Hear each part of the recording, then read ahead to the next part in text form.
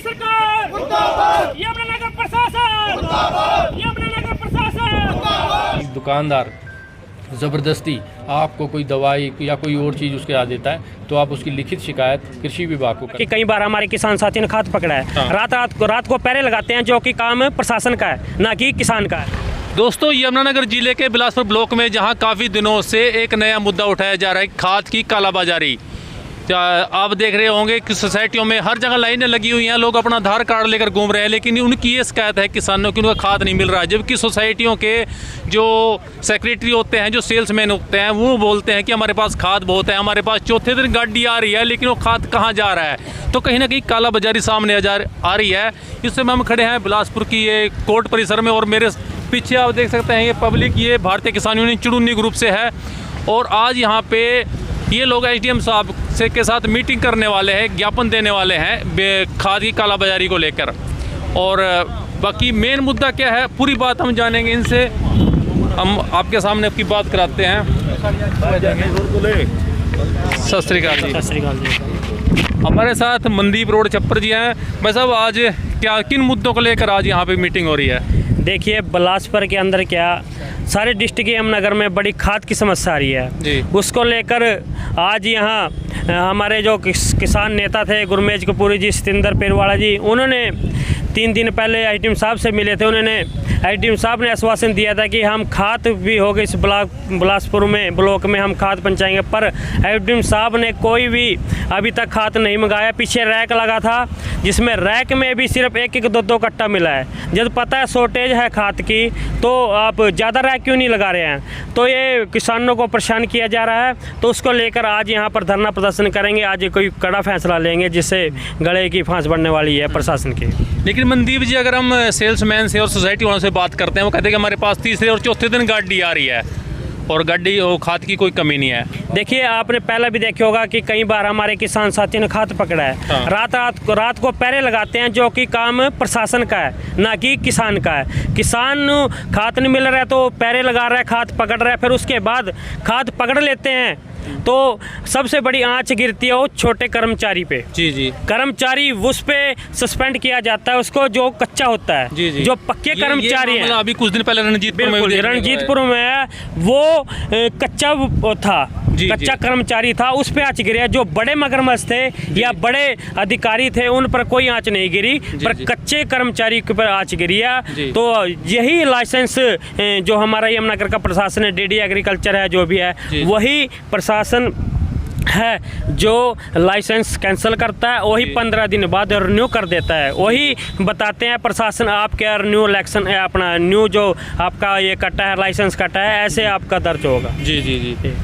तो आज यहाँ पे आप एसडीएम साहब को मिलने वाले हैं? बिल्कुल, यहाँ किसान देखते हैं, किसानी की राय लेते हैं भी किसान क्या चाहते हैं। अगर रोड जाम करना पड़े रोड भी जाम करेंगे, अगर कोई और निर्णय लेना पड़े तो और निर्णय भी लेंगे। अच्छा, जैसे कुछ कई जगह पे शिकायत आ रही है कि खुद जमींदार अपने खाद को 1000 रुपये और 800 रुपये कट्टा फैक्ट्रियों में बेच रहे हैं, और कुछ किसानों को भी नाम आ रहा है। इसके बारे में क्या कहेंगे?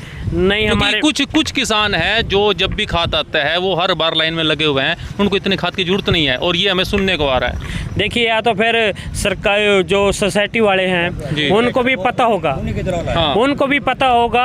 ये जो 1-2 किसान होगा, हम नहीं कहते नहीं बेचो। हमारी कल बात हुई ना सोसाइटी वालों से, वो कहते हैं कि खुद किसान खाद को फैक्ट्री में बेच के आ रहा है जी, 1000 रुपये थैला। अगर उसको पता है, सोसाइटी वाले को, अधिकारी को पता, उसका नाम क्यों नहीं ले रहा है? आप डायरेक्ट तो फलाने को, फिर हमारे किसान पूछेंगे उसको खाद क्यों दे रहा है। जी। अगर वो फैक्ट्री में खाद बेच रहा है तो उसको सोसाइटी वाले को, अधिकारियों को पता, फिर वो उसको खाद क्यों दे रहा है? तो मिली वक्त में दे रहे हैं, सिर्फ एक दूसरे का पल्ला झाड़ते हैं कि हमारे पे कोई आँच ना आए, ये किसान को बदनाम करते हैं, तो बिल्कुल सहन नहीं सहा जाएगा। जी। तो ये थे हमारे साथ मनदीप रोड छप्पर जी, और आगे देखते हैं कि यहाँ पे क्या कार्रवाई होती है। बने रहिए हमारे इस वीडियो पे और साथ के साथ शेयर भी करते रहे।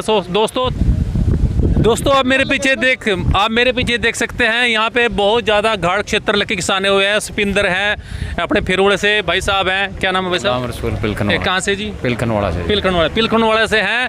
और पिछले दिनों एक मेवात में, नू में एक मुद्दा चला था हिंदू मुस्लिम के बारे में, जो कहीं ना कहीं मतलब एक षड्यंत्र था या कुछ भी कह सकते हैं। लेकिन आप यहाँ पे देख सकते हैं कि यहाँ पे मुस्लिम भाई और हमारे सिख और हमारे हिंदू भाई सभी मिलकर यहाँ पे, क्योंकि किसानों की कोई जाति नहीं होती, कोई धर्म नहीं होता, किसानी का धर्म होता है, मतलब इनका अपना धर्म होता है किसानी। तो सपिंदर भाई क्या करेंगे आप नूह के बारे में जो दंगा हुआ उसके बारे में क्या अपने विचार रखो कुछ? देखो जी, आज के टाइम अब पहली बात तो मरने का टाइम ही नहीं है आपका। जी। किसानी ऐसा मुद्दा हो गया, बस किसानी तो खत्म हो गई। बिल्कुल, किसान तो बिजी है जी। मणिपुर में घटना हो रही थी, वो भी तो लुकानी थी सरकार ने, इस कर नूह वाला रोड़ा हपा दिया। जी। ये भी हमारा मुस्लिम समाज से है। बिल्कुल, ये मुस्लिम ये हिंदू मानो दिक्कत ही नहीं है, ले बड़े बता ले है दिक्कत है मानो। बिल्कुल बस जिन्नू दिक्कत है दिक्कत है, मानो कोई दिक्कत नहीं है। मैं पता अपना 36 बरादरी हमारी अपनी इकट्ठी है, ये 37 क्या करेंगे? ये तो वोटा लेने के लिए वोटा की राजनीति है। अच्छा खान साहब, जैसे आप जैसे 47 में अलग हुए, देश अलग हुआ, देखो होते हैं, सभी होते हैं, तो आज़ादी से पहले भी हिंदू मुस्लिम सभी ने मिलकर आज़ादी की लड़ाई लड़ी है। तो उसके बाद क्या हुआ कि आज मतलब आप देख लो कि हिंदू मुस्लिम ये क्या सिस्टम है जी?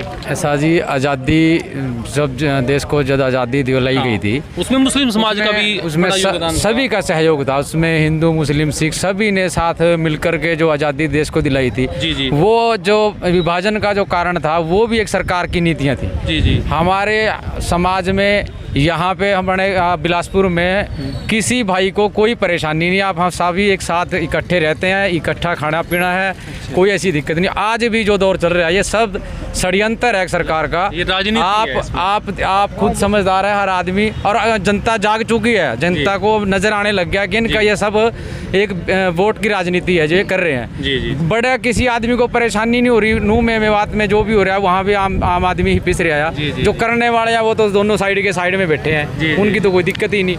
ये बार कह रहे जाट, बार कह रहे जाट लो आज जाट जट्टों ने कैसे कर ली कच्छेदारी होगी। जी। बहुत अच्छी बात अंकल जी। हमारे साथ दिलीप जी हैं। भाई साहब, आप क्या कहेंगे जो अभी हिंसा हुई है? ये हिंसा तो एक षड्यंत्र है जी, मिला जुला, ये राजनीतिक षड्यंत्र है। ये हर बार इलेक्शन के टाइम पे आ जाता है। जी। इलेक्शन पे इनको अपनी राजनीति बनानी है। इनका मेन मकसद है किसी तरह अपना जो है वोटें एकजुट करना। जी। हमें कोई दिक्कत नहीं है, मैं इसी समाज से आता हूँ, ये मुस्लिम से ये सिख है, हमारा कोई दिक्कत नहीं है हमें यहाँ पे। पर ये एक षड्यंत्र है, राजनीतिक षड्यंत्र। और दिलीप जी, हम देखते हैं हमारा जो गढ़ क्षेत्र है और मुस्लिम बहुल क्षेत्र है, और इसमें सिख भी हैं और हिंदू भी हैं, सभी जाति का है, तो किसी को कोई दिक्कत नहीं है? बिल्कुल कोई दिक्कत नहीं है। यहाँ पे षड्यंत्र है सिर्फ। जी। और जो हम क्या इकट्ठे हुए यहाँ यूरिया के लिए, इसकी भी बहुत बड़ी समस्या बन रही है हमारी यहाँ पे।